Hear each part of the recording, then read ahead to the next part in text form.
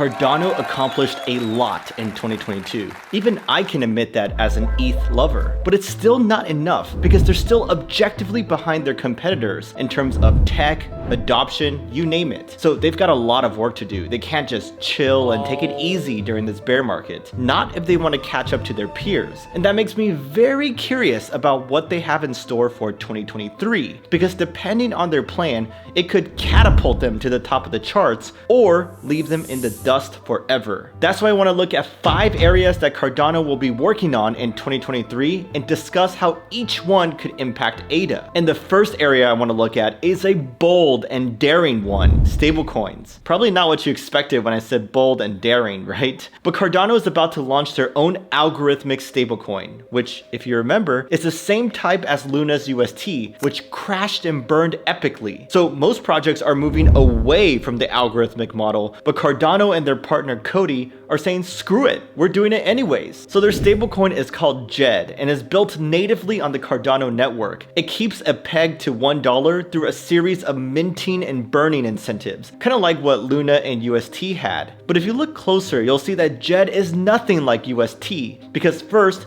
JED has 3 pieces in a stablecoin system, while Terra Luna only had 2. In its system, there's JED, the stablecoin, ADA, the collateral behind it, and Shen, the reserve coin that helps JED maintain a stable price. I'm not going to go too deep here, but I'll say that Shen's role is quite fascinating, and it's definitely an innovative design that I haven't seen before. Now, another key difference is that JED is way more conservative in terms of collateral backing it, because JED aims to keep a 400 to 800% collateralization ratio, which is way more than UST ever had. So as long as JED stays over collateralized, maintaining its peg should be easy peasy. But there is one more difference I want to point out, and that's the fact that JED can never cause a death spiral, because if it ever becomes under collateralized and loses its peg, it just stays that way until the price of ADA goes back up, or if enough people buy Shen to fill up the reserves. So there's no infinite minting of ADA going on like there was with Luna. In fact, the supply of ADA remains fixed and unchanged by all the stablecoin stuff. That's why I think that if there is real demand for an outgo stablecoin, and if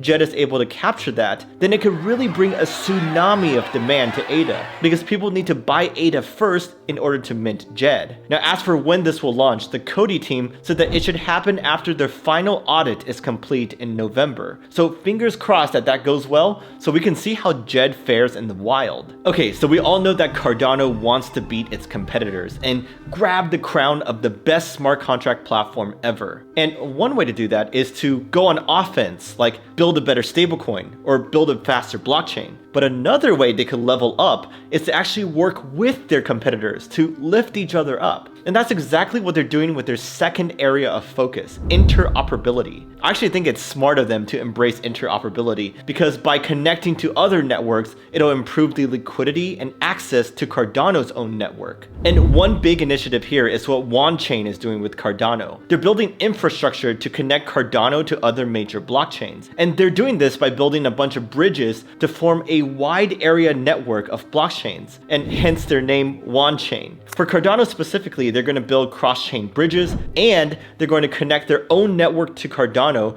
to serve as an EVM-compatible sidechain. Those are both ambitious endeavors, so it's definitely a long-term project. But their initial Cardano to Wanchain bridge is already in testnet, and they said that the mainnet version should come soon. Now, Wanchain is doing great work, but they're hardly the only team working on interoperability for Cardano. Another big player is Melcomeda. They are a protocol that helps different blockchains connect with each other. Specifically, they want to build a bunch of EVM sidechains for non-EVM chains. Now, there's a lot of non-EVM chains like Solana, Polkadot, Near Protocol, etc. But they actually chose Cardano to start with, and they even released their sidechain for Cardano already that's fully operational. So this is all very impressive. But what Wanchain and Melcomeda are doing is just scratching the surface of all the interoperability work going on in Cardano land. Like even Cardano's parent company, Input Output Global, is putting in work and creating their own permissionless sidechain. Now, fortunately for ADA, I think all of this will benefit it significantly because these initiatives should bring more assets, more dApps,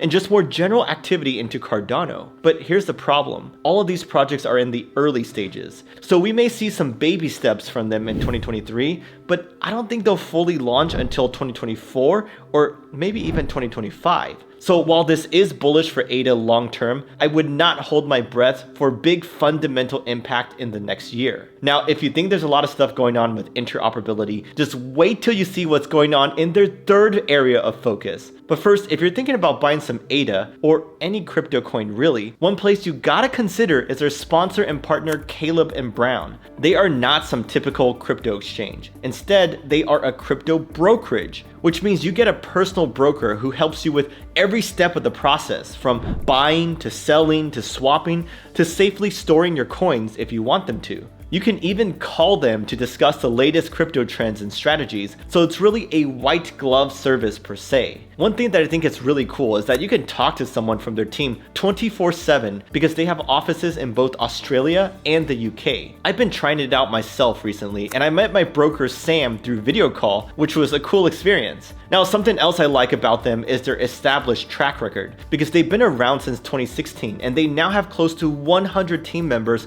servicing over 20,000 clients worldwide. They offer close to 300 crypto assets to choose from, so whether you're a newbie who wants more personal assistance or a whale who wants help executing your trades in the most efficient way possible to get the best prices possible, then you gotta check them out. Just use my link below to learn more and you'll get a 30% discount on their flat fee. Okay, back to Cardano, and the third area they're focusing on is decentralized identity. In my opinion, this is the final frontier of crypto and decentralization, because we've already decentralized a ton of things like finance, collectibles, etc. But we haven't really decentralized our online identities yet. This is really important too, because we see big tech companies mismanage our data all the time, like they get hacked or they leak our info for everyone to see. So people have been yearning for a new paradigm when it comes to our digital identities, perhaps one where we can own our own information and control access ourselves. Well, that's exactly what decentralized identity promises, and boy is there a lot going on here in Cardano land.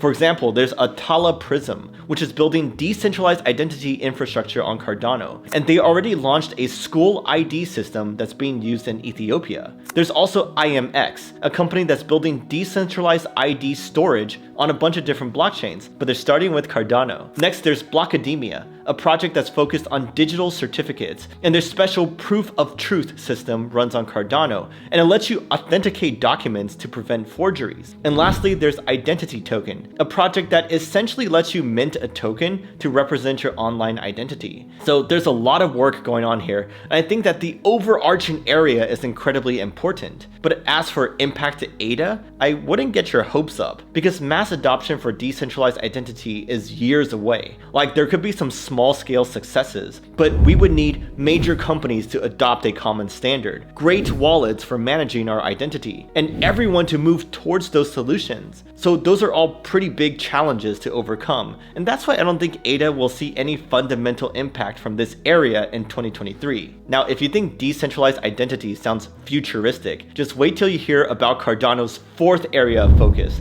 artificial intelligence. Now, this is mainly from their collaboration with SingularityNet, an AI and blockchain project that used to be on Ethereum, but they're planning to move most of their stuff over to Cardano. So SingularityNet offers a bunch of AI microservices like speech detection, image processing, and things like that. As you can imagine, their architecture needs to be pretty powerful in order to handle all of that. So that's why I was impressed to see them use a Cardano sidechain as an integral piece of their system. Now, does any of this benefit ADA? Well, I don't think so, because SingularityNet is kind of niche, and it doesn't look like they have much adoption yet. Also, from a broader perspective, I'm not so sure that AI and blockchain's marriage will solve some big market problem. I mean, there could be something in the future, but for 2023, I wouldn't hold my breath for this to impact ADA in any meaningful manner. Okay, so these focus areas like AI or decentralized identity are more sexy per se, but Cardano's fifth area of focus, which probably sounds boring in comparison, is actually the most important area they're working on. scalability. Because if we take a look at Cardano's roadmap, we see that they're currently in the Basho era, which is all about scaling. And Cardano just completed a big piece of that with their Vassal upgrade back in September. But that's just the beginning, and they have so much more work to do here. Like their Mithril upgrade is up next in this area, and it's actually quite complex in terms of what it does. On a high level, it's like an overlay on top of Cardano, a layer 1.5 per se. And it's going to enable proof certificates, which will open the door to a lot of new capabilities. For example, it's going to drastically improve the speed and efficiency of nodes joining the Cardano network. Instead of making them download and verify the entire Cardano blockchain from scratch, Mithril will enable wallets that are not full nodes to obtain data from the blockchain. So this is a big deal, even though it's more like fundamental groundwork rather than a huge scalability improvement in and of itself. Now, in terms of timing, the first version of Mithril should come out soon, but it will be centralized, so we won't see their final decentralized form until a bit later. And in terms of impact to ADA, I think Mithril will help, but it won't be as impactful as if Hydra launched and got them to 1 million transactions per second. Unfortunately, Hydra is looking like it's going to take much longer to roll out, and Charles mentioned that it'll come out iteratively, so the first version of Hydra won't even be what most of y'all are expecting. Phew, that was a lot to digest, wasn't it? But if we zoom out, we see a unique stablecoin, we see interoperability, we see AI, we see decentralized IDs, and we see a lot of scalability work in the pipeline. So Cardano for sure has a lot going on in 2023, but unfortunately, I don't see most of these giving ADA an immediate boost of demand or adoption. That means ADA's price action will still be dominated by speculators until these initiatives mature and are able to bring that wave of fundamental adoption. Now, to be fair, I think this conclusion applies to most crypto projects out there, so I'm not trying to single out Cardano at all, but let me know what you think. And also don't forget to check out Caleb and Brown using my link below. And if you want more analysis of top projects, then check out this video where I analyzed Ripple's future.